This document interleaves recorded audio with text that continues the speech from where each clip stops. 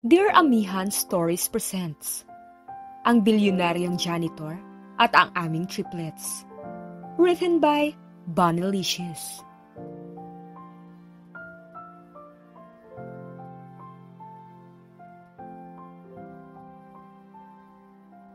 Ayoko nga kasing sumama. Inis na sabi ni Celestia sa kuya niyang si Chester. Patuloy itong nangungulit na samahan niya ito. Sumama ka na kasi. Walang ibang tao sa bahay. At kailangan ako ron. Patuloy na pangungulit nito. Ayoko nga kasi kuya. Kung gusto mo talagang umalis, edi go. Kaya ko mag-isa rito. Matigas na sabi niya at prenteng humiga sa kama. Kung kaya mo mag-isa rito, ako hindi. Hindi ako kampante na nag-iisa ka rito. Sasama ka sayo at sa gusto mo. Magbihis ka na. Iritang lumabas si Chester mula sa kwarto niya. Wala siyang nagawa kung di ang kumilos at sundin na lamang ang kuya niya. Mahaba-haba ang biniyahe nila, saka sila nakarating sa lugar na hindi pamilyar sa kanya. Sumakay sila sa isang elevator pababa na nagpalito sa kanya. Bakit tayo pababa? Alagad ka ni Satanas, no? Sinusundo mo na ako? Ihahatid mo na ako sa impyerno? Tanong ni Celestia sa kapatid. Napatitig sa kanya si Chester at napailing na lamang sa pinagsasabi niya. Pagkababa nila ay binalot ng sobrang ingay ang paligid. May sigawan, daing, tawa at marami pa. Ano to? Nasaan na tayo? Nalilitong tanong niya. It's a secret place, Celestia. Ngayong alam mo na ang lugar na to, wala ka ng takas at hindi mo na mararanasan ang tahimik na mundo. Nakikita mo yung malaking boxing ring sa gitna? Diyan maglalaban ng dalawang tao. Gamit ang kanilang mga matulis na bagay para saktan ng isa't isa. Habang ang mga taong nasa labas, nagpupustahan kung sinong mananalo sa kanilang dalawa. Paliwanag ni Chester para mas lalo niyang maintindihan ang lugar. Nung una ay natakot siya dahil sa sakitan ng dalawang tao na nasa loob ng boxing ring. Pero napukaw ang atensyon niya ng isang lalaki. Maskulado ito. May 6-pack abs. Kahit pawis na ay hindi pa rin nababawasan ang kagwapuhan. Sino naman yan? Tanong ni Celestia sa kuya niya. I don't know. Ngayon ko lang siya nakita. Sagot naman sa kanya ni Chester. Napairap siya sa kawalan dahil sa naging sagot nito. Pero kahit ganon ay hindi naman naging boring ang pananatili niya sa lugar na yon dahil sa binatang nakita niya. Simula nun ay sumasama na siya sa kuya niya para lang silipin ang misteryosong binata. Himala, hindi ka na nagrereklamo sa tuwing sinasama kita rito. Kunot noong komento sa kanya ni Chester. Hindi niya yung pinansin at hinanap na lamang ang binata. Sa labas lang ako. Pagpaalam niya kay Chester dahil nababagot na siya ron sa loob, lalo na't hindi niya nakikita ang binata. Delikado kapag umalis ka sa tabi ko, Celestia. Pagalit na bulong sa kanya ni Chester. Kuya, kaya kong sarili ko. Sa labas lang ako. Ang ingay masyado rito sa loob. Wala nang nagawa pa si Chester nang umalis na siya ron. Paglabas niya ay napatingala siya sa madilim na kalangitan. Tahimik siyang nagmumuni-muni nang bigla na lamang siyang nakarinig ng putok ng baril. Napatakip siya sa tainga niya at nagtago. Napatitig si Celestia sa taong tumabi sa kanya at nagtago. What the? Who are you? Kunot noong tanong nito. Hindi niya mapigilan ang mamangha dahil nakita niya sa malapitan ang itsura ng binatang dahilan, kaya siya palaging sumasama sa kuya niya ron. Akala mo makakatakas ka sa amin, Anthony? Baguhan ka pa lang, pero kumusta ka parang pagmamayari mo na ang buong organisasyon. Ang kapal din ng mukha mo. Rinig niyang sabi ng isang lalaki. Dahil nakatago sa Celestia, ay hindi niya makita ang itsura ng lalaking nagsasalita. Papatayin kita! Dahil sa narinig niya ay ramdam niya ang kaba sa puso. May posibilidad na madadamay siya sa gulo at away ng mga ito. Pero may parte sa puso niyang gustong iligtas ang lalaking nasa tabi niya.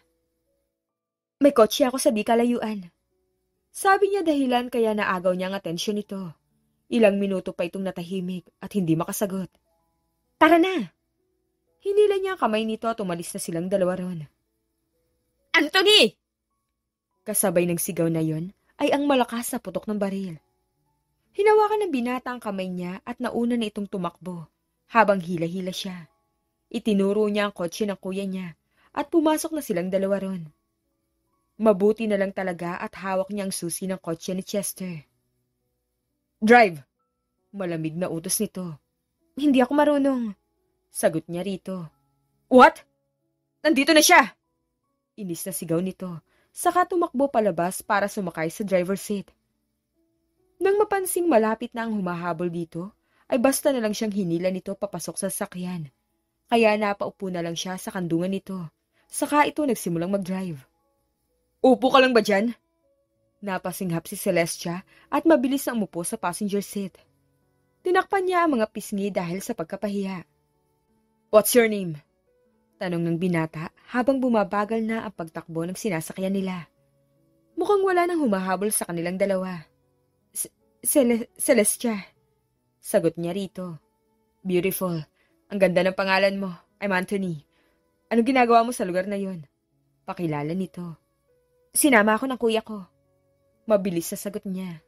Ayaw niyang sabihin na nandun siya para makita ito. Baka isipin ng binata na obses siya rito. Isa siguro ang kuya mo sa matasang ranggo na member ng organization na yon. Kasi kapag ordinaryong miyembro ka lang, hindi ka pwedeng magdala ng outsider.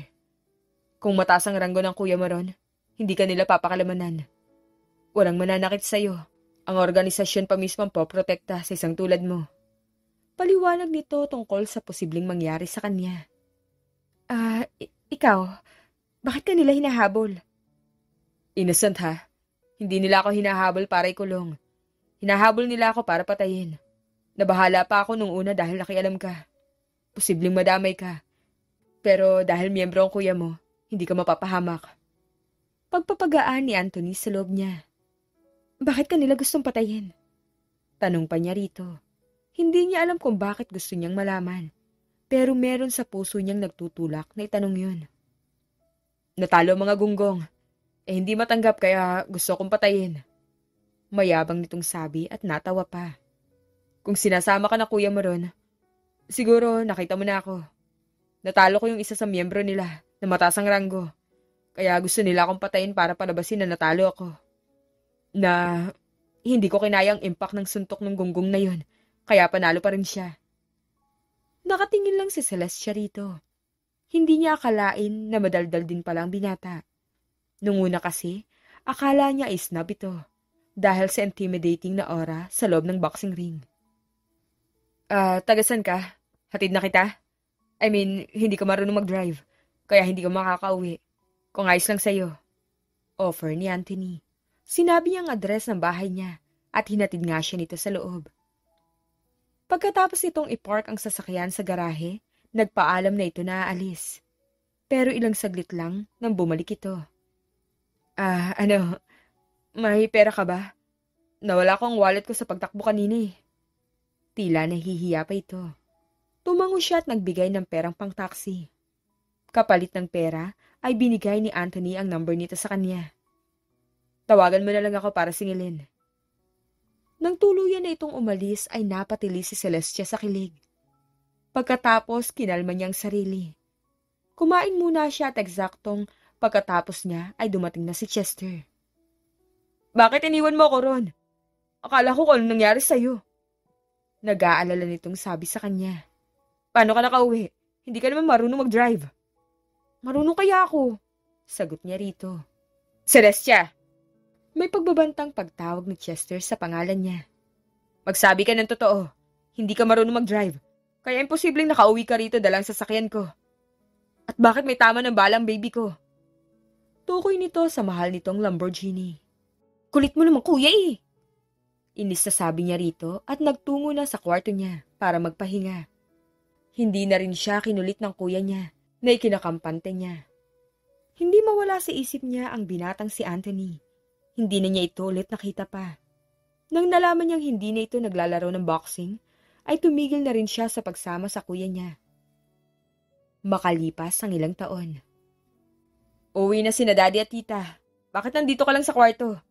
Susunduin natin sila sa airport. Pangungulit sa kanya ni Chester. Walang angal siyang nagbihis at sumama sa kuya niya. Panay ang tingin sa kanya ni Chester habang nasa biyahe. Ayaw mo pa rin ba kay Tita Laura? May choice ba ako? Nalaman na nga lang natin na nagpakasal si Daddy sa iba. 2 months pa lang matapos mawala si Mami. Hindi naman niya kailangan ng opinion natin. Nakangusong pagmamaktol niya. Ginawa lang naman yan ni Daddy para may tatayong ina sa atin. Mahinahon na paliwanag ni Chester.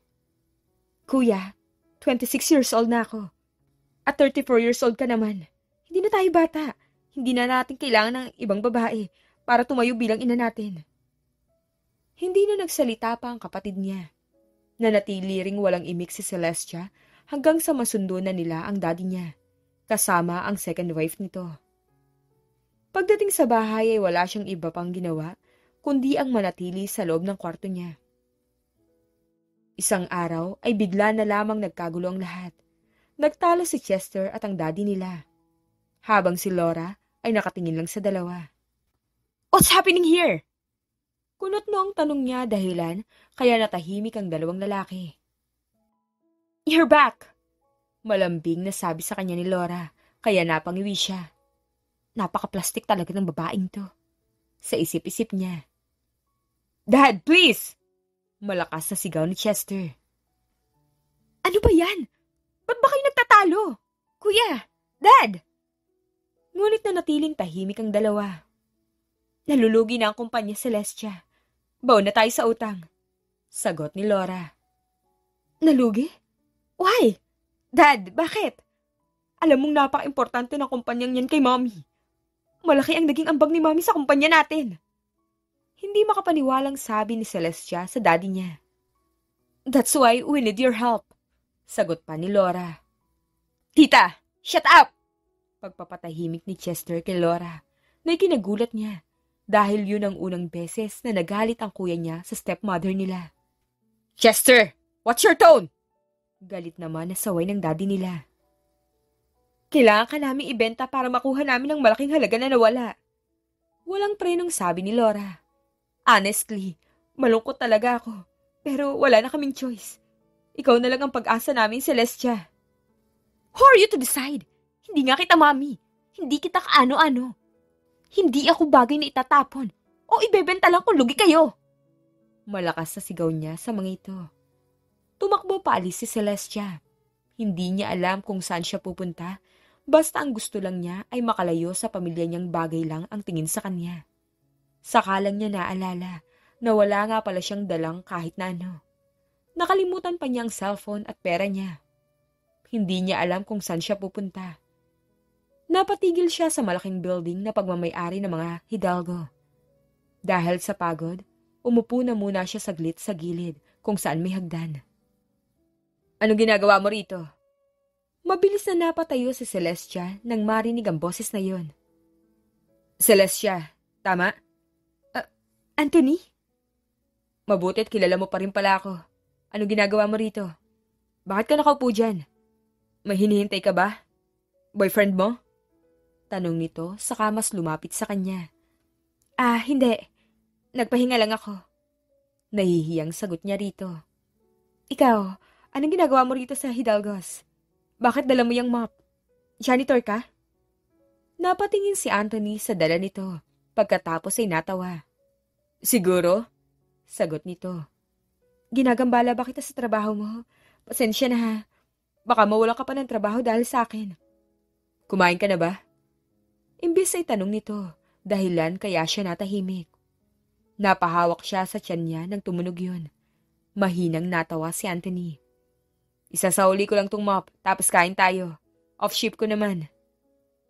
Naghintay siya kay Anthony sa labas. Pagkatapos ay sabay na silang umalis doon at pumunta sa isang restaurant. Pumili ka lang dyan, libre ko. Iniabot ni Anthony ang menubok sa kanya. Nahiya pa si Celestia nung una. Pero dahil gutom na siya, pumili na lamang siya ng pagkain niya. Pinili niya ang hindi mahal para hindi na gumastos pa si Anthony ng malaki. Tumakas ka ba sa inyo? Sinilip siya ni Anthony habang kumakain. Nilunok niya muna ang pagkain sa bibig bago tumingin dito. Ayoko na umuwi. Ano ka, bata? Pangasar nito sa kanya. Hindi na siya sumagot at tinapos na lamang ang pagkain. Salamat sa pagkain. Alis na ako. Dali-dali na siyang umalis doon. Saglit! Pagpapatigil nito bago siya tuluyang makalayo. Saan ka mananatili ng ilang araw habang naglalayas ka? Hindi ko alam. Mahinang sagot niya. Sa akin na lang? Tanong nito. Gulat na napatingin si Celestia dahil sa biglang offer ni Anthony. I mean, iniligtas mo ang buhay ko nun. Siguro kahit man lang masisilungan pansamantala, ma-offer ko sa'yo. Saglit siyang natahimik para mag-isip. Wala naman siguro itong gagawin na hindi maganda sa kanya. Kaya kalaunay pumayag din siya rito. Dinala siya nito sa hindi ganong kalakihang apartment. Tanging ang electric fan lang ang nagbibigay ng hangin sa loob. May butas na rin ang sofa nito. Pasensya na, magulo ang apartment ko. Hindi ko kasi na-expect na may makakasama ako. Upo ka muna. Offer ni Anthony sa sofa. Walang arte siyang umupo ron. Wala siyang karapatan na magreklamo. Ang mahalaga, may matitirhan siya pansamantala. Anong gusto mong hapunan? Bili lang ako rin sa may tindahan sa kanto. Kumain na tayo kanina. Kanina pa yon. Sabi nito pagkatapos ay iniwan siyang mag-isa. Inilibot niya ang tingin sa loob ng apartment. Habang hinihintay na bumalik si Anthony, ay naglinis na muna siya. Saktong tapos na siya sa paglilinis nang dumating ito. Hala, sana hindi ka nalang naglinis. Nadumihan ka tuloy. Agad na sabi ng lalaki nang mapansin nitong malinis na ang buong apartment. Ayos lang. Sabay silang kumain matapos maihanda ni Anthony ang mga biniling pagkain. Siya ang pinatulog nito sa kama habang ito ay nagtiis sa sofa. Hindi na siya nakareklamo dahil hindi siya nanalo sa pagtatalo nilang dalawa. Akala niya isang gabi lang siyang mananatili ron. Pero dahil wala siyang matirahan, si Anthony na mismo ang nag-offer, naroon na muna siya, hanggat hindi pa siya sigurado sa kanyang mga plano. Isang gabi ay nagkayayaan silang uminom. Si Anthony ang taya dahil wala pa rin siyang trabaho. Uminom ka nga! Inis na sabi ni Celestia sa lalaki nang mapansin niyang siya lang ang umiinom. May trabaho ako bukas. Dahilan ni Anthony. Siguro nagtataka ka kung bakit ako naglayas. Hindi naman yun kataka-taka. Halata naman na kaya mo yung gawin. Sagot nito. Masama niya itong tiningnan dahil sa wala itong kwentang kausap. Sino ba naman kasi ang matinong magulang ang ibebenta ang anak nila dahil lang sa gipit sila sa pera? Pagak siyang natawa. Pilit na itinatago ang sakit na nadarama. Napatitig sa kanya si Anthony. Gulat ka, no? Naglayas ako dahil ayoko na ibenta nila ako. Buhay ko to. Ako ang may hawak nito. Wala silang karapatan na magdesisyon kung anong gagawin ko sa buhay ko. Saan ka nila ibebenta? Kunot noong tanong nito. Hindi ko alam. Malay ko kung saan. Sarkastikong sagot niya. Naiinis ako sa kanilang lahat. Hindi ko talaga maisip na kaya nilang gawin to sa akin. Anong akala nila sa akin? Bagay na ibebenta nila kung hindi na nila kailangan. Pagmamaktol niya. Nanatiling tahimik si Anthony sa tabi niya habang pinapakinggan ang drama niya sa buhay. Akala niya ay magiging tahimik ang buhay niya kasama si Anthony. Nagbabalak na sana siyang maghanap ng trabaho para sana makatulong dito. Pero isang araw, bigla na lamang siyang nahanap ng kuya niya. Hindi niya alam kung paano siya nito nahanap. Bigla na lamang itong lumitaw sa harapan niya, dala ang paborito nitong sasakyan. Umuwi na tayo. 2 linggo ka nang wala. Sapat na ang 2 linggo na yon. Malamig na sabi ni Chester sa kanya. Ibabalik mo ko sa kanila? Inis na sigaw niya rito. Talagang ibebenta niyo ako? Hindi makapaniwalang tanong niya rito. Lumapit sa kanya si Chester at mahigpit siyang niyakap. Nagpumiglas pa siya rito, pero wala rin siyang nagawa sa huli, kundi ang umiyak na lang. Ano bang nagawa ko para mangyari sa akin ang lahat ng to? Balik na tayo. Bulong ni Chester. Ayoko. Paano kapag napunta ako sa masamang tao? Sigaw niya rito, saka lumayo. Sisiguraduhin kong hindi ka mapupunta sa ganyang klaseng tao, Celestia. Please, magtiwala ka kay kuya. Hindi kita iiwan. Babantayan pa rin naman kita. Babawiin kita sa tamang panahon. Pakiusap nito sa kanya. Babawiin? It means ibebenta mo talaga ako? Collateral ako? Pumapayag ka? Anong klaseng tao kayo? Sorry. Panay ang paghingi nito ng paumanhin. Kahit ano pang sabihin niya, walang makikinig sa kanya. Tila nawalan siya ng boses sa pamilya niya. Pagbalik niya sa bahay, ikinulong siya sa loob ng silid niya ng 3 araw. Pagkatapos ng 3 araw, saka siya dinala sa isang lugar kung saan siya ibebenta. Nasaksihan niya ang impyerno sa sarili niyang mga mata. Hindi lang pala siya ang makakaranas na ibenta, kundi marami sila. Napamura si Celestia sa sarili nang makita ang maraming mga kalalakihan na may suot na masquerade mask. Hindi man niya nakikita ang buong mukha ng mga ito, alam niyang mga halang ang bituka ng mga ito. Magsisimula ang bidding sa 50 million, sabi ng announcer. Marami ang nagtaas ng kanilang presyo. 150! 200! Sabi pa ng isa. Napangiwi si Celestia nang makita niyang napadila ito habang nakatingin sa kanya. 1 billion! Malalim ang boses ng isang lalaki ang nagpatahimik sa lahat. Nagbulungan ang mga ito, hindi makapaniwala sa narinig. 1 billion, wow! Going once? Going twice? Tila manghapa na sabi ng announcer. 2 billion! Meron pang isang lalaki ang nakipagtalo. 3 billion! Tugon ng unang lalaking nagbid ng bilyones sa kanya, hanggang sa nagsara ang bid sa 3 billion. Pagak siyang natawa. So, I'm worth 3 billion. Isinakay siya sa sasakyan na pagmamay-ari ng nakabili sa kanya. Wala kang makukuha sa akin. Pagtataray niya rito nang umupo ito sa driver's seat. Nanatili itong tahimik at nagmaneho na. Ramdam niya ang kaba dahil hindi niya alam kung saan siya nito dadalhin. Hindi nagtagal ay nakarating sila sa isang condo unit. Umupo siya sa sofa. Naglapag ang lalaki ng papel sa harapan niya. Sign it. Malamig na sabi nito. Kinuha niya ang papel at binasa yon. Marriage agreement? Kunot noong tanong niya, ngunit nanatili lamang itong nakatitig sa kanya. Hindi man lang inaalis ang masquerade mask na suot nito.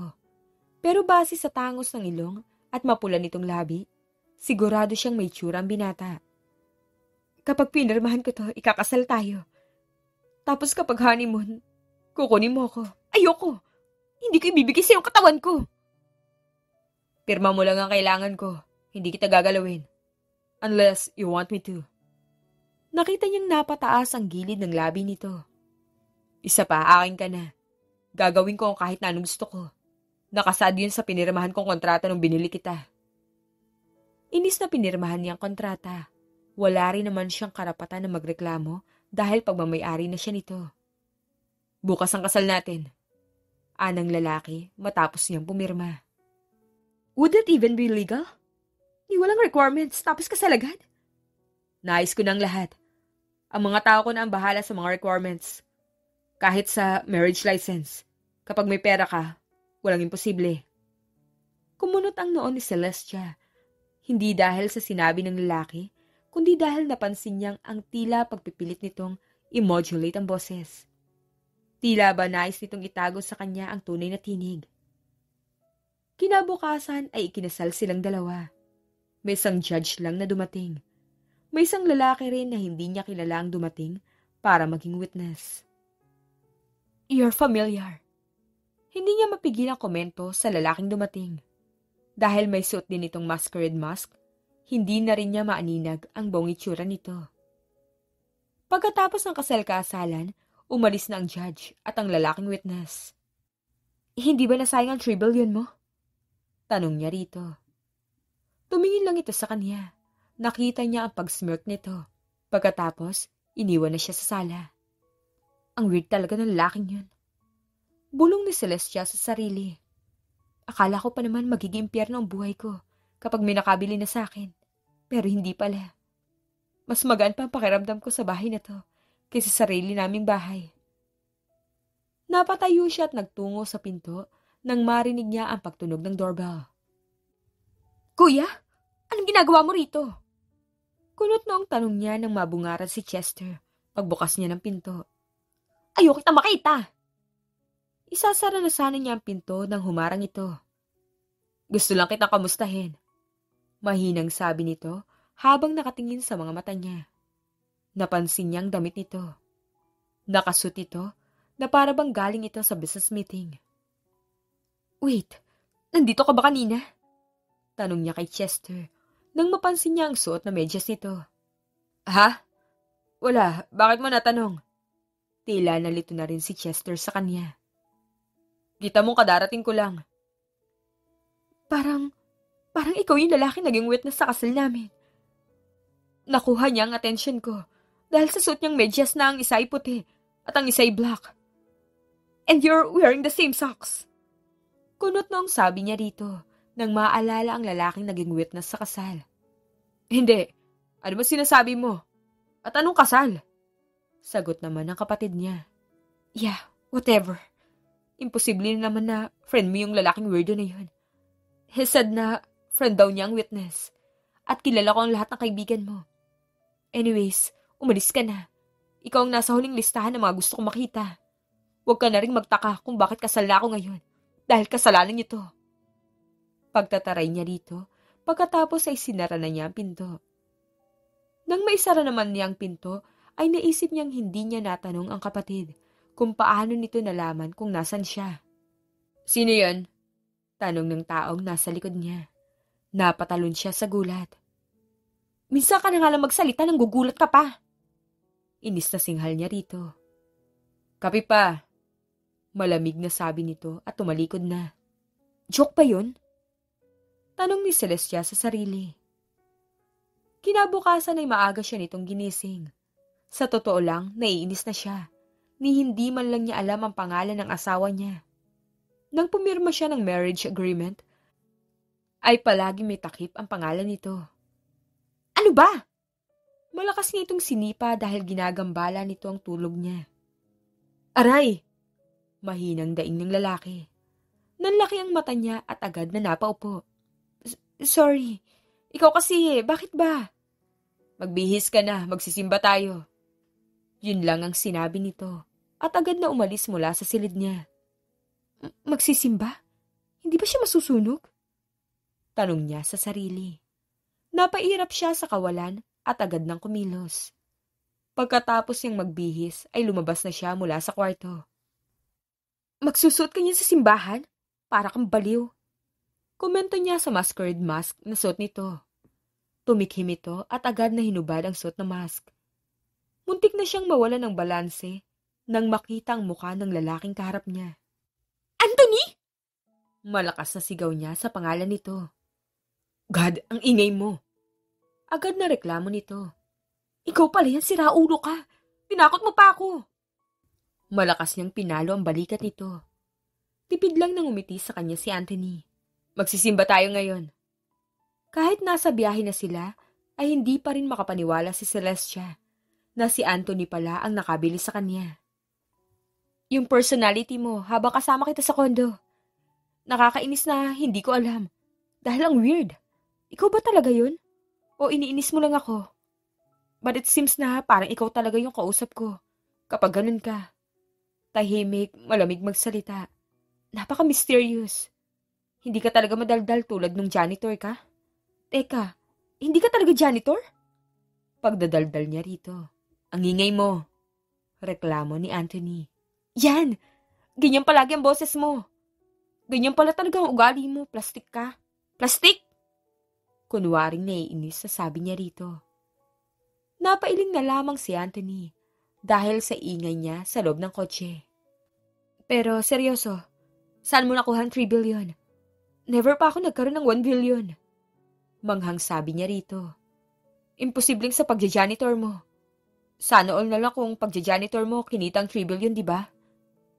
Tiningnan lang siya ng lalaki na may ngiti sa labi, saka umiling. Wait, wag mo sabihin sa illegal mo nakuha yung ganong klaseng pera? Yung ganong kalaking pera? Kinita mo ba yung sa boxing na buwis-buhay? Nanlalaki ang mga matang tanong niya rito. Yun ang medyo malapit sa katotohanan. Ang naipon mo sa pagbubuwis ng buhay, Pinambili mo lang sa akin? Nasisirang ka na ba? Hindi pa rin siya sinagot ng lalaki. Nagsimba muna sila. Pagkatapos ipinasyal siya nito sa mall. Pumili ka ng mga gusto mo, sabi nito sa kanya. Ngunit nahihiya siya. Baka maakusahan pa siyang oportunista. Wala akong gusto, sagot niya rito. Umuwi na tayo, pagod ako. Napatitig sa kanya si Anthony. Pero kalaunay hindi na lang ito nakipagtalo pa sa kanya at umuwi na lang silang dalawa. Nasa kondo lang siya palagi buong araw habang si Anthony ay palaging umaalis sa bahay dahil sa trabaho nito. Pero ni minsan ay hindi nito nakalimutan ang mag-uwi ng pasalubong sa kanya. Kada uuwi ito, galing trabaho. Hindi ba sayang ang pera kung palagi kang may inuuwing pasalubong? Kunot noong tanong ni Celestia habang binubuksan ang paper bag na dala ni Anthony. Napakamahal ng bag na to. Bulalas niya. Alam niya ang presyo nun dahil gusto niya yung bilhin dati pa. Pero ayaw niyang magsayang ng pera. Paano mo na-afford to? Tanong niya kay Anthony. Ngunit walang imik lang itong nagtungo sa sariling silid at iniwan siyang litong-lito. Kinagabihan ay hindi siya nakatulog ng maayos dahil iniwan siyang walang sagot ni Anthony. Maaga siya nitong ginising kinabukasan. Kahit na wala siyang maayos sa tulog, ay nagbihis siya ng presentable. Saan tayo pupunta? Tanong niya rito. Sa work. Tanging sagot lang ni Anthony at hindi na nagsalita pa. Pagdating nila sa Hidalgos, ay hindi na siya umalis sa tabi ni Anthony dahil nahihiya siya sa mga taong napapatingin sa gawin niya.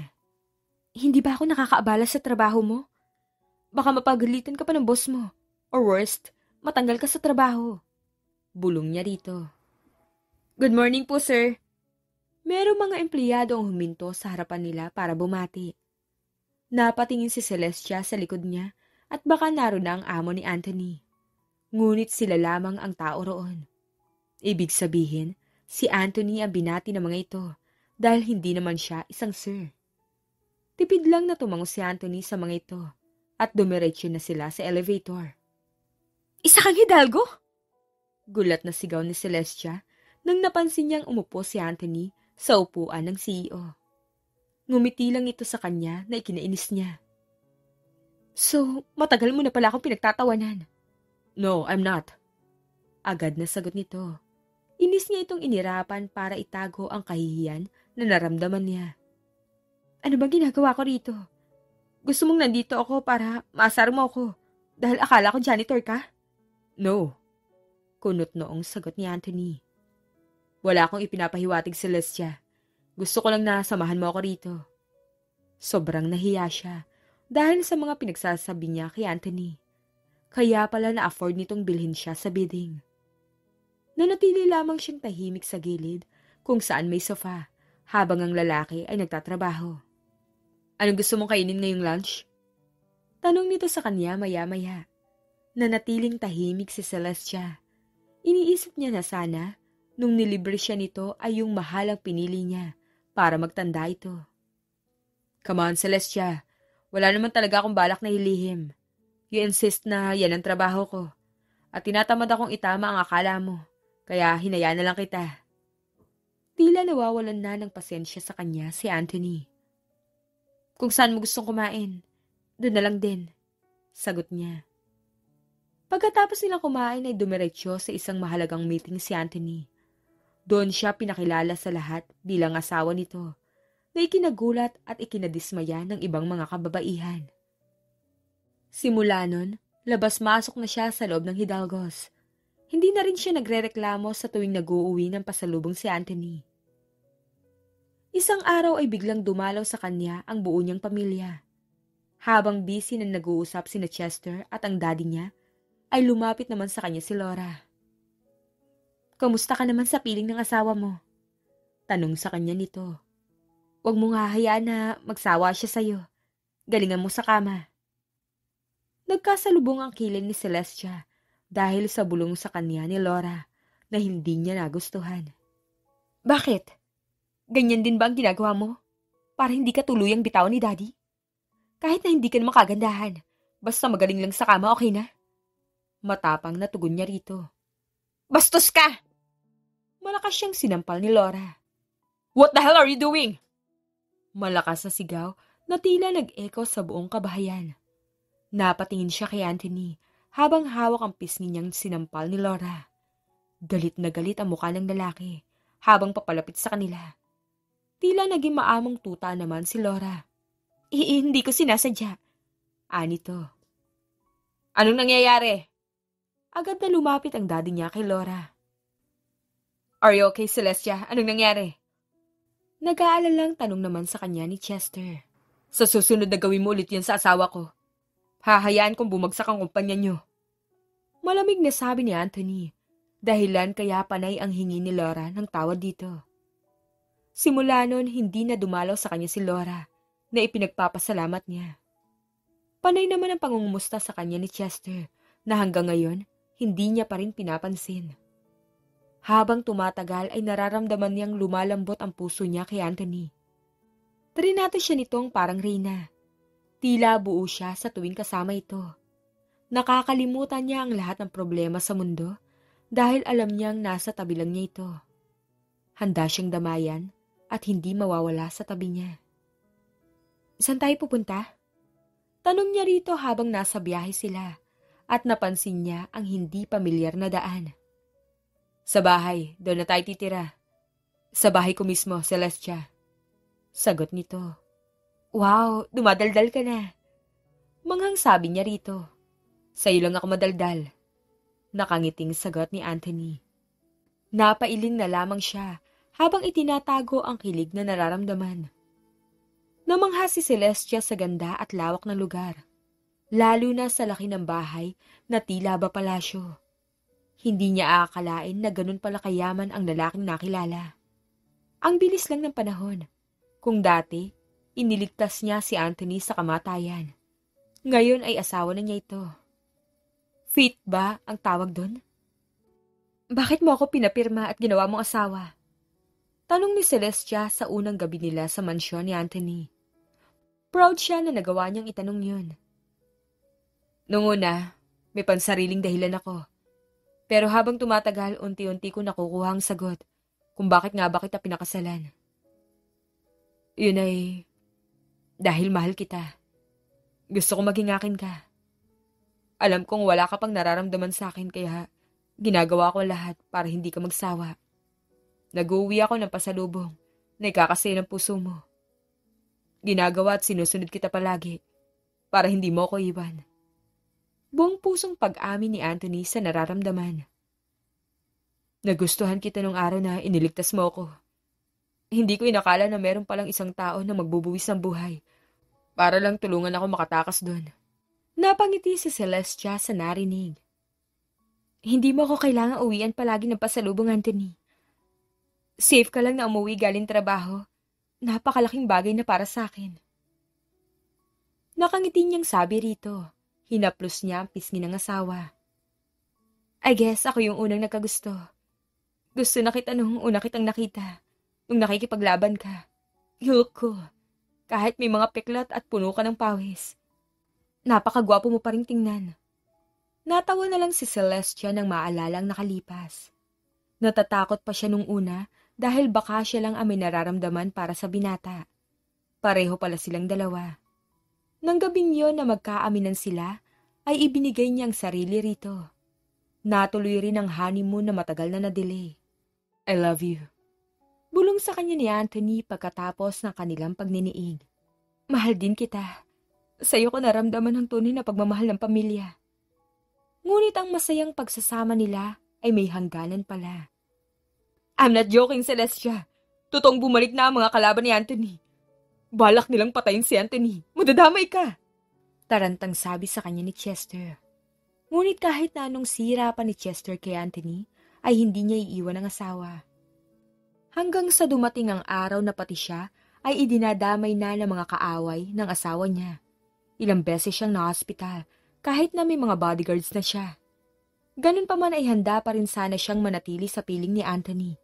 Kaya lang, nalaman niyang buntis siya. Pagkatapos ay ilang linggo nang hindi umuwi ang asawa niya dahil mas safe raw ang ganon. Ni hindi ka matawagan! Gigil niyang wika habang kapit ng mahigpit ang cellphone.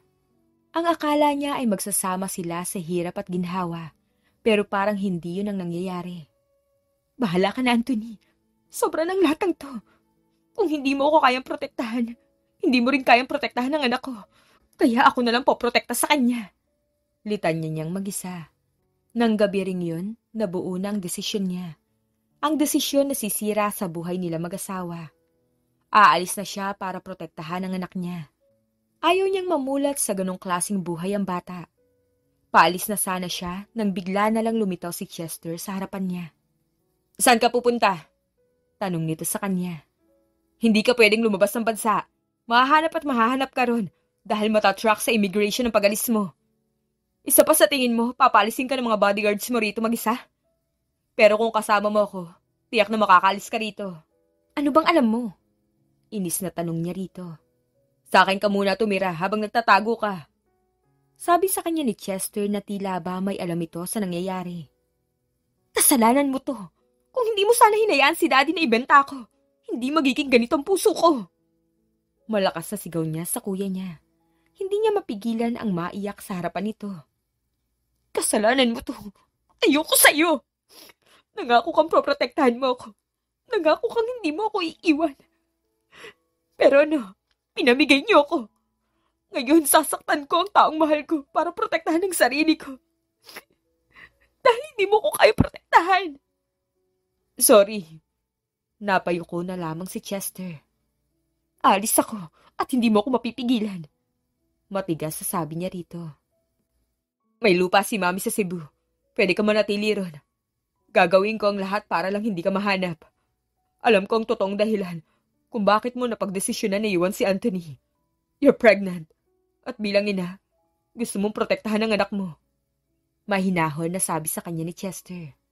Nanatili siyang tahimik. Hindi na alam kung ano ang gagawin niya. Let me protect you, Celestia. Ngayon lang, please.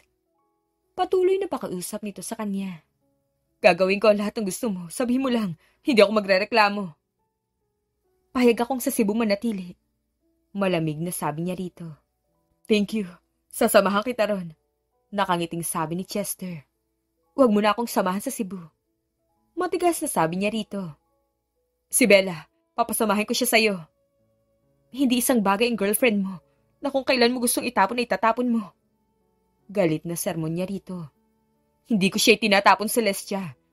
Pinaparusahan ko ang sarili ko. You know how much I love Bella. Hindi ko kaya na mawala siya sa paningin ko pero kailangan ko itong gawin. Sabi ni Chester. Pumayag ba si Bella sa desisyon mo? Hindi ka pwedeng magdesisyon nang ikaw lang. Kailangan sang-ayon din siya. Payag siya, pero galit siya sa akin. Ayos lang, deserve ko naman. Totoo naman talagang gago ako. Mapaklay itong natawa sa sariling sinabi. Pumapayag siya tapos galit siya sa'yo? Ano? Nalilitong tanong niya rito dahil hindi niya maintindihan ang ibig nitong sabihin. Pumapayag siyang samahan ka sa Cebu dahil ikaw yan. Mahalaga ka kay Bella. Galit siya sa akin. Deserve ko rin naman ang galit niya, naiintindihan ko. Naging malungkot bigla ang boses ni Chester. Mukhang seryoso ang pinag-aawayan ng dalawa. Napailing na lamang si Celestia. Hindi na siya nakipagtalo pa at pumayag na lamang dahil pumayag naman si Bella na samahan siya sa Cebu.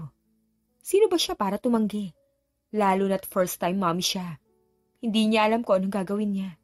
Kailangan niya ng tulong ni Bella. Kahit na wala pa itong anak, ay may mga alam ito sa mga bata. Pagdating nila sa Cebu ay tinulungan siya ni Bella sa pagbubuntis niya. Kahit na minsan ay natatarayan niya pa ito. Lalo na nang lumaki na ang tiyan niya. Ramdam na niya ang bigat ng katawan niya. Hindi na niya maabot at makita ang sariling paa. Malapit ka na mga anak. Makikita na rin natin ang baby mo. Malambing na sabi ni Bella habang hinahaplos ang tiyan niya. May naisip ka na bang pangalan ng mga baby mo? Hindi lubos maisip ni Celestia na 3 ang batang nasa tiyan niya. First time mommy siya at alam niya kung gaano kahirap ang mga anak. Hanggang sa araw ng labor niya. Nakaramdam siya ng lungkot dahil wala si Anthony sa tabi niya. Pero tinatagan niya ang loob para safe niyang mailabas sa mga bata. Ang cute nila! Manghang sabi ni Bella nang makita ang 3 anghel. Pinangalanan niyang Harvey, Hero at Hestia ang mga ito. 7 years later. Wow! Ang laki na ng mga babies mo. Ang bilis lang. Tila nalungkot din si Bella dahil sa mabilis na paglaki ng triplets. Mommy! Malakas sa sigaw ni Hestia habang hinahabol ng mga kuya niya. Nagtatawanan ng mga ito habang naglalaro. Naging masaya tahimik ang pamumuhay nilang 5 sa Cebu.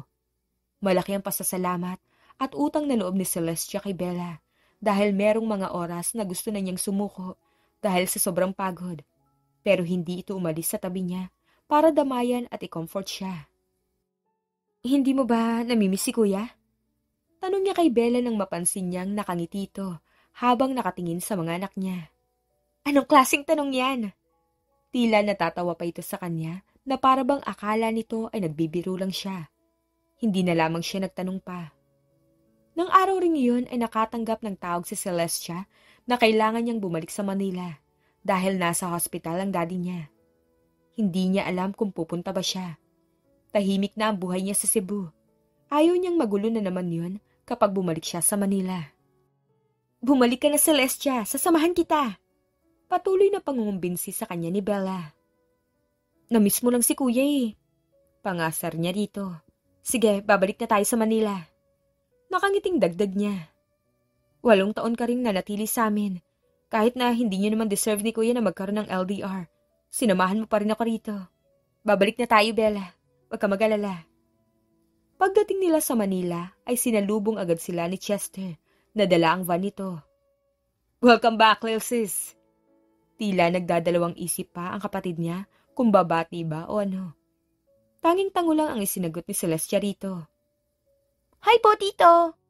Masiglang bati naman ni Hestia rito. Hindi may tago ang pagkamangha sa mukha ni Chester nang makita ang mga anak niya. Kahawig ni... Napatigil si Chester sa sasabihin at napatingin sa kanya. Hi, babe!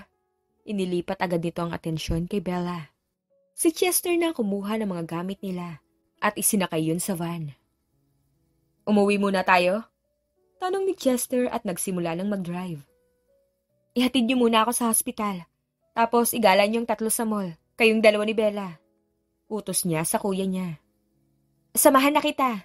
Pag-insist ni Bella. Wag na, ipasyal niyo na lang ang mga anak ko. Sagot niya rito. Wala na ring nagawa ang 2 sa sinabi niya. Pagkahatid ni Chester sa kanya sa hospital, ay umalis na mga ito. Dumiretso siya sa VIP room kung nasaan ang daddy niya.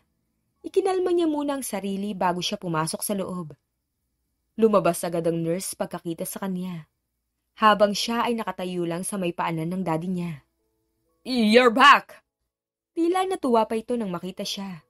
Ngunit walang emosyon lang siyang nakatitig dito. Hindi niya alam kung anong mararamdaman niya nang makitang walang lakas ang daddy niya.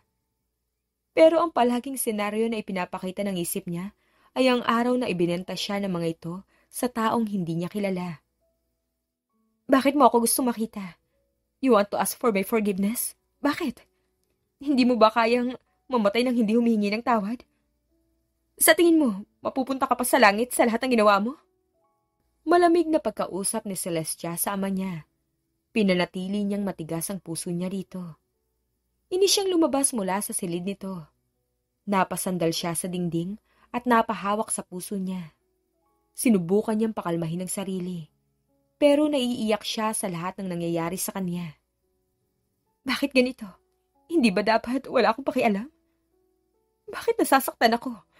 Wala naman akong ginagawang masama pero bakit pinaparusahan mo ako, Lord? Tanong ni Celestia sa isip niya. Nang tuluyan na niyang nakalma ang sarili, ay umalis na siya ron. Pero napatigil siya nang makita ang isang lalaki na nakatayo sa di kalayuan at nakatingin sa gawin niya. Celestia! Gulat na gulat ang mukha nito nang makita siya. Unang araw ko palang dito, bakit siya ang nakasalubong ko? Bulong niya sa sarili nang makita si Anthony. Napailing na lamang siya at tumaktong hindi ito nakikita. Hanggang sa makaalis siya roon, hindi naman siya nito sinundan na ipinagpasalamat niya. Babalik na ulit kami sa Cebu. Ikaw naman, Bella, dito ka na lang. Huwag mo na kaming samahan. Pakasal na kayo tapos Huwag niyo na akong intindihin. Pagkausap niya kay Bella at Chester, pagdating niya sa bahay nila. Kung hindi lang sana siya sinamahan ni Bella sa Cebu, sigurado siyang kasal na ang dalawa at may mga anak na rin. Hindi na kayo bumabata. Huwag mo namang isipin na ginagawa namin to para makabawi ni Chester sa'yo. Mahinahon na sabi ni Bella. Bakit, hindi ba? Inilayo ka ni Kuya. Binasama ka niya sa akin para parusahan ang sarili niya. Dahil alam niya mismo sa sarili niyang masasaktan siya kapag malayo ka sa kanya. Uwi rin kami next week. Nagtitigan sina Chester at Bella, ngunit wala ring nagawa pa ang mga ito dahil buo na ang desisyon niya. Hindi nagtagal ay nakalabas na rin ang daddy nila sa hospital at sa bahay na lang ito nagpapagaling kasama ang private nurse nito. Naging malamig si Celestia sa daddy at kuya niya dahil hindi niya makalimutan ang nangyari sa kanya noon dahil sa kagagawa ng mga ito. Hindi niya alam kung sino nga ba ang kakampi niya sa mundo. So you're back. Babalik ka na ba sa husband mo? Bigla na lang dumating si Laura, ang evil stepmother niya. I'm back. Pero huwag ka mag-alala, alis din ako. Baka kasi nababahala ka dahil kaya kitang patalsikin sa bahay na to. Matapang na sagot niya rito. Tita Laura, tama na po. Mahinahon na pagsaway ni Bella rito. Who are you para sabihin sa akin na tama na? Para usan ka lamang ni Chester. Malakas sa sigaw ni Laura habang nakaduro kay Bella. Don't you dare shout at my fiancé like that. At wag mo siyang dinuduro-duro kung ayaw mong baliin ko yung hintuturo mo. Galit na banta ni Chester kay Laura. Gosh, 2025 na. Hindi ka pa rin nagbabago? Grow up, old bitch! Payo niya rito. Disappointed na napailing si Celestia at umalis na lang. Mabuti na lang talaga at tulog na ang mga anak niya at hindi naabutan ng mga ito ang pagtatalo sa sala. Tumabi siya ng higa sa mga anak niya at niyakap ang mga ito. Kinabukasan nasira agad ang araw niya nang una niyang nakita sa umaga ay si Laura. Nakipagtitigan siya rito. Maya-maya pa bumalik na ito sa kwarto nito. Napangiti siya dahil nagtagumpay siya laban dito. Umalis si Laura ng araw na yon, kaya nakampante siya. Habang naglalaro ang mga anak niya ay nagtrabaho siya sa kwarto. Wala sa bahay sina Chester at si Bella. Mukhang nag-date ang dalawa. Ang mga kasambahay ang nagbantay sa mga anak niya habang nagtatrabaho siya. Sino mga devil na to? Anong ginawa niyo sa precious makeup at perfume ko? Rinig niyang malakas na sigaw nito. Napatigil siya sa ginagawang trabaho at agad na lumabas mula sa kwarto. Anong nangyari? Tanong niya sa isang kasambahay. Pasensya na po, ma'am. Hindi po namin alam na pumunta po ang 3 bata sa kwarto po ni madam. Tila kinakabahan na sagot nito. Mabilis niyang tinungo ang kwarto ni Laura. Doon niya nakita ang 3 niyang anak. Yakap-yakap ni Hero si Hestia habang nasa harapan si Harvey. Pinoprotektahan ng mga kapatid nito. Anong ginagawa niyo sa kwarto ko? At sino mga to? Malakas na sigaw ng evil stepmother niya. Malakas na napaiyak si Hestia dahil sa tono ng boses ni Laura. Huwag na huwag mong sisigawan ang mga anak ko ng ganyan. Galit na hinarap niya si Laura. Anak mo? Kaya pala. May pinagmanahan ng mga batang to. For your information, sinira ng mga letsyeng batang babaeng yan ang make-up ko. At naubos pa ang mga perfume ko. Galit na sagot naman sa kanya ni Laura. Hinarap ni Celestia ang kasambahay. Ilabas niyo sila rito. Utos niya na agad naman itong sinunod. Hanggang sa silang dalawa na lang ni Laura ang naiwan sa loob ng kwarto. Leche? Sinasabi mong leche ang mga anak ko? Humakbang siya palapit dito. Nataranta naman si Laura at napaatras. Yang mga make-up at perfume na pinagmamalaki mo. Hindi ba pera namin ang ginamit mo para makabili ka ng ganyan? Pera ni Daddy ang ginamit mo. Kahit nasirain at ubusin namin yan, wala kang karapatang magreklamo. Dahil ni piso wala kang inilabas. Makinig ka sa akin. Nang nakalapit si Celestia kay Laura, ay hinila niya ang dulo ng buhok nito.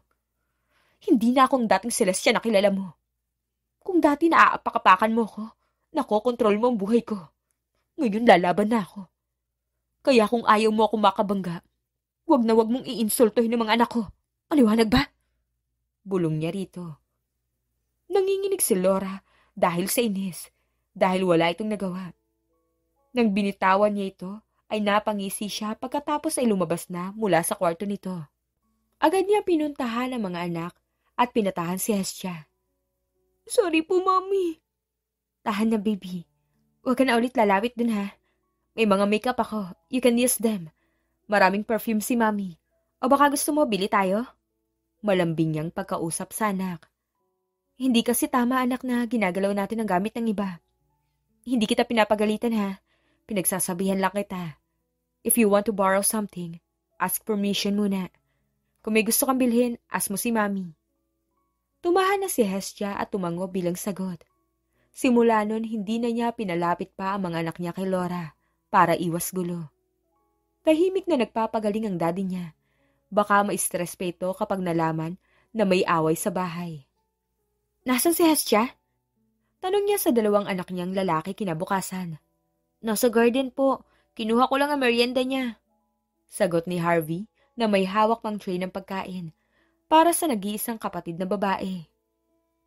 Iniwan ko rin po siya sa garden para kumuha ng damit niya, Mommy. Pawis na pawis kasi siya. Sagot naman ni Hero. Tumango siya sa mga ito. Mahahalata kina Harvey at Hero na pinoprotektahan ng mga ito ang bunso na si Hestia. Kaya naman proud na proud siya bilang nanay ng mga ito. Lalabas na sana si Celestia para puntahan si Hestia nang may isang lalaki na pumasok sa loob kasama si Hestia.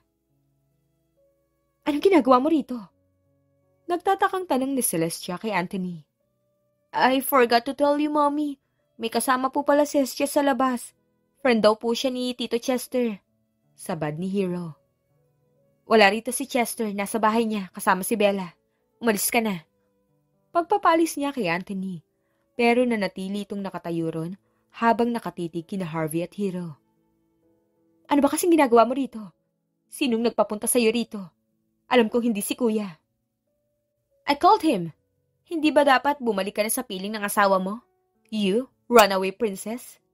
Nakangiting sabi ni Laura na bagong dating. Who are you to tell me that? Babalik ako kung kailan kong gusto. Ako ang magdedesisyon kung mananatili ako o kung iiwan ko lahat na nandito. Wala kang karapatan na diktahan ako dahil hindi kita mama. Sagot ni Celestia. Go back where you belong. Bulong ni Laura sa kanya at hinaplos pa ang buhok niya. Inis na pinalo niyang kamay nito. Natatawa lang si Laura at umalis na. Habang nanatili si Anthony na ngayon ay karga na si Hestia.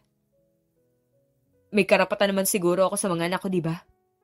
Mahinang tanong ni Anthony sa kanya. Matagal na tayong hiwalay. Simula nung umalis ako. Hindi ko sinabing pumapayag ako na maghiwalay tayo. Tayong dalawa ang nasa relasyon na to. Kaya dapat patas ang desisyon. Hindi ako pumayag kaya walang hiwalayan na nangyari sa atin. Baka nakakalimutan mong kasal pa rin tayo. Nakatali ka pa rin sa akin, Celestia. At kahit kailan, hindi kita pakakawalan. Confident na sabi ni Anthony sa kanya. Siya po bang daddy namin, Mommy? Inosenteng tanong sa kanya ni Hestia. Hindi niya alam kung anong isasagot. Ayaw niyang magsinungaling sa mga anak, pero ayaw niya ring sabihin ng totoo. Tara na, baby, laro na tayo. Imbis ay sabi ni Anthony sa kanilang anak, na ipinagpapasalamat niya dahil hindi na niya talaga alam kung anong sasabihin. Bakit hindi mo nalang sabihin sa mga anak mo at kay Anthony ang totoo? Handa naman si Anthony na tanggapin ka ulit. Handa naman siya na magsimula kayo ulit. Tila nalilitong sabi ni Bella sa kanya pagdating nito sa bahay at naabutan si Anthony. Nanatiling tahimik si Chester sa tabi nito. Trinaydor ko siya, Bella. Iniwan ko siya. Ayoko magulo ulit ang buhay naming dalawa. Mas tahimik kung hindi kami involved sa buhay ng isa't isa. Hindi ko rin kakayanin kapag nadamay ang mga bata sa gusot niya. Sagot niya. Hindi na ulit nagtanong pa sa kanya si Bella at nirespeto na lamang ang desisyon niya. Nang mga sumunod na araw, tuwing hapon hanggang gabi, ay nanatili si Anthony para makipagbonding sa mga bata na hindi naman niya pinagbawalan. Nang hapong yun, naghintay ang mga bata sa hardin kay Anthony. Hinayaan na lamang niya mga ito, pero tila kumabog ng mabilis ang puso niya nang marinig ang malakas na sigaw at iyak ng mga anak niya. Mabilis siyang napatakbo, palabas kasabay si Chester. Harvey! Hero Hestia! Sigaw niya nang mapansin na isinakay ang mga anak niya sa isang itim na van. Hinabol niya ang van pero hindi niya pa rin yun naabutan. Hindi niya napansin na lumabas pala ang mga anak niya ng bahay. Naramdaman niya ulit ang kabang naramdaman niya dati nung nagbubuntis pa lang siya. Nung napagdesisyonan niyang iwan si Anthony para sa kaligtasan ng tatlo. Nang nalaman ni Anthony ang nangyari ay agad siya nitong pinuntahan. Hindi niya napigilan ang sarili at malakas na sinampal ang asawa. Kasalanan mo to. Bakit hindi mo nalang kami patahimikin? Hindi ka ba titigil hanggat walang namamatay? Malakas na sigaw niya dito. Celestia! Pagpigil sa kanya ni Bella. Tama na please. Ibabalik ko sila. Tila bulong lang na sabi ni Anthony. Nang walang galos, Anthony. Ibalik mo ang mga anak ko nang walang sugat. Hindi kita mapapatawad kapag may nangyaring masama sa mga anak ko. Napaiyak na lamang si Celestia dahil sa galit na nararamdaman niya. Celestia! Sinabing tama na! Malakas sa sigaw ni Chester. Kasalanan niyong lahat to! Kasalanan niyo! Malakas na sigaw ni Celestia at napaupo na lang sa sahig dahil sa panghihina. Sinisisi rin niya ang sarili dahil hindi niya binantayan ng maayos sa mga anak niya. Kasalanan din niya ang nangyari. Hindi siya maayos na nakatulog. Hindi umalis sa tabi niya si Bella habang si Chester at si Anthony ang naghanap sa mga bata. 2 araw ang lumipas bago umuwi si Chester na kasamang triplets. Napaiyak si Celestia habang sinasalubong ng yakap ang mga anak niya. Hindi na niya alam kung anong gagawin niya kung sakaling may nangyaring hindi maganda sa mga ito. Si Anthony? Tanong niya kay Chester nang napansing wala ang lalaki. Ngunit nanatili itong tahimik. Kuya, si Anthony nasan? Tumingin muna si Chester kay Bella bago tumingin sa kanya. Nag-aagaw buhay sa ospital. Sagot nito. Bakit? Ginawa niya lahat ng makakaya niya para iligtas sa mga anghel niya. Hindi ko dapat kayo pinapangunahan eh. Pero ni isa sa inyo, walang karapatan na masaktan ng ganito. Tama na. Tila pagod na sabi ni Chester. Malaki ang naging kasalanan ko sa iyo. At tinatanggap ko ang lahat dahil alam kong deserve ko yun. Pero si Anthony, ano bang nagawa niya para tratuhin mo siya ng ganito? Minahal ka niya. Ibinigay lahat ng gusto mo. Ni minsan hindi siya ng babae sa mga panahon na wala ka. Hinintay niya ang pagbabalik mo at nangako siyang babawi sa iyo. Hindi kita pinapangunahan pero tama ng lahat ng to, Celestia. Natatakot kang baka mapahamak ang mga anak mo kapag kasama niyo si Anthony. Wala ka bang tiwala sa kanya na kaya niya kayong protektahan? Bakit kayo bumuo ng haligi na magkahiwalay? Bakit hindi na lang kayo bumuo ng sabay? Hindi ba mas matibay? Wala ni isa ang makakagiba nun. Tila may malakas na sumampal kay Celestia sa realization na yun. Inamin niya sa mga anak niyang si Anthony ang ama ng mga ito. Kahit na alam na ng mga batang totoo, gusto niya pa rin na sa kanya yun mismo magmula para mas kapanipaniwala. Nang nalaman niyang gising na si Anthony mula sa delikadong operasyon, agad siyang pumunta sa ospital kasama ang mga bata. Tila lumiwanag ang mukha ni Anthony nang makita ang mga anak nila. Good to know na maayos lang kayo. Hindi ba kayo nagpasaway kay Mami? Mahinang tanong ni Anthony sa mga bata. Hindi po, Daddy. Masiglang sagot ni Hestia. Mabuti na lang talaga at walang natamong trauma ang mga bata sa nangyari. Pinacheck niya ang mga ito sa psychiatrist at pedia at ang sabi wala siyang dapat na ipag-alala. Nang dumating si Chester, ay sumabay na ang mga anak niya dito pa uwi. Kaya naiwan si Celestia kasama si Anthony. Hindi ka pa uwi? Tanong sa kanya ni Anthony. Bakit? May pupunta ba rito? Babae mo? Tinaasan niya ito ng hilay. Tila natakot naman sa kanya si Anthony at mabilis na umiling. Hindi. Walang babae. I mean, walang ibang pupunta. Baka kasi gabihin ka sa daan. Delikado. Paliwanag ni Anthony. Ako magbabantay sa'yo ngayon. Sagot niya. Tahimik lang na tumango si Anthony. Nabalot sila ng katahimikan. Hindi alam ni Celestia kung anong sasabihin niya rito. Good to see na ayos ka lang. Pagbukas ni Anthony ng paksa. Huwag mong sisihin ang sarili mo dahil wala kang kasalanan sa nangyari sa mga bata. Hindi natin inaasahan na mangyayari yun. And I'm sorry for causing you trouble. Ako dapat ang humingi ng tawad. Sorry kung sinabi ko ang mga bagay na yun sa'yo. Wala kang kasalanan. May sinabi si Kuya na nagpa-realize sa akin kung gaano ako katanga. Do you still love me? Tila bulong na tanong niya rito. Of course I do. Ni minsan hindi nawala Celestia. Confident na sagot sa kanya ni Anthony. Bumalik ang mga alaala nilang dalawa sa isip niya. Niligtas mo na naman ako. Nakangiting sagot naman ni Anthony. Sinabi ni Chester na inutusan mo siyang iligtas ako. And thank you for that. Doon ko mas napatunayan na hindi mo talaga ako trinaydor. Kaya hinintay ko ang pagbabalik mo. Napatawa na lamang si Celestia dahil hindi niya aakalain na aamin si Chester tungkol doon. Pero malaki rin ang pasasalamat niya sa ginawa ng kuya niya. May aminin ako. Sabi ni Anthony at maayos na umupo. Napunta ka sa akin dahil plinano namin ni Chester. What? Kalma, hindi pa ako nagsisimula. Natatawang sabi nito. Kaya ako nandun sa illegal na pasugalan nun kung saan tayo unang nagkita. Dahil plinano namin ang kuya mo na ipabagsak ang organisasyon na yon. Hindi ko talaga alam nung una na kapatid ka ni Chester. Hanggang sa bigla na lamang lumapit sa akin si Chester. Kinuwento ang tungkol sa plano ng daddy mo. Gusto niya ako ang bumili sa'yo. Nung una hindi ako pumayag dahil nagkakagusto na ako sa'yo. Pero nang ipakita niya yung mukha mo, doon ko nalaman na magkapatid pala kayo. Kaya buong puso akong tumulong. Walang kasalanan si Kuya. Ang tanga ko. Bakit ko ba siya sinisisi? Inis na sigaw ni Celestia sa sarili. Natawa lamang sa kanya si Anthony at mahigpit siyang niyakap. It's good to be like this again. Namiss ko to. Inaantok na sabi sa kanya ni Anthony.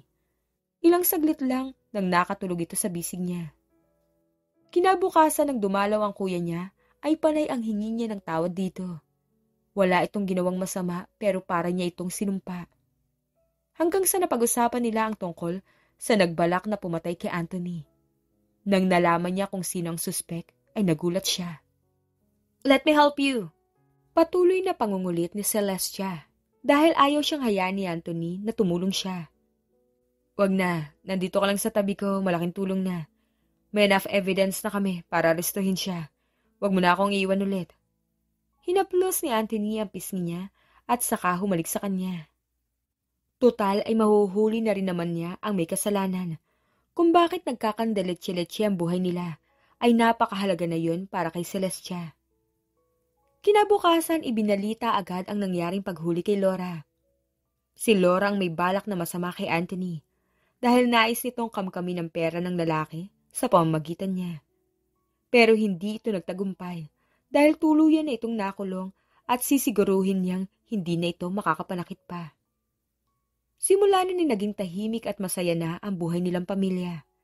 Nagbalak na rin si Bella at Chester na magpakasal na mas kinatuwa niya.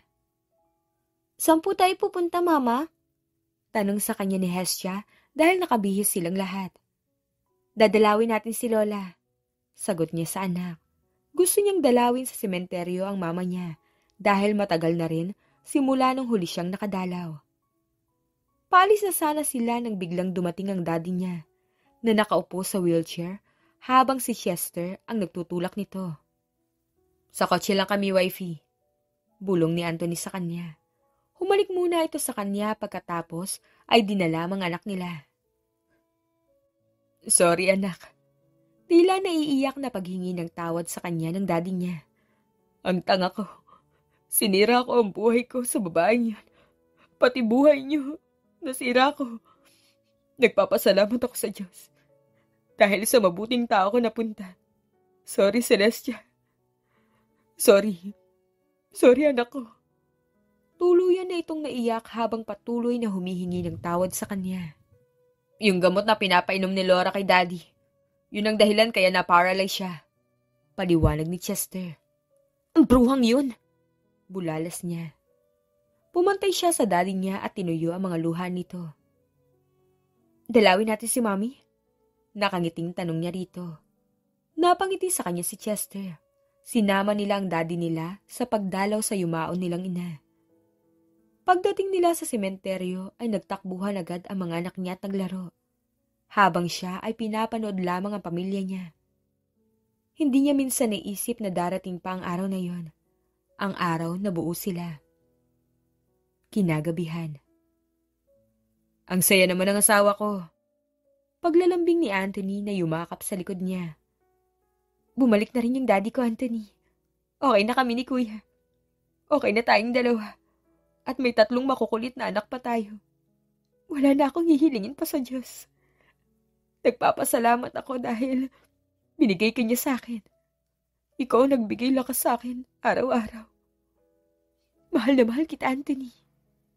Malambing na sabi niya sa asawa. I love you more, Celestia. Bulong naman ni Anthony at buong pusong inangkin ang labi niya. The end.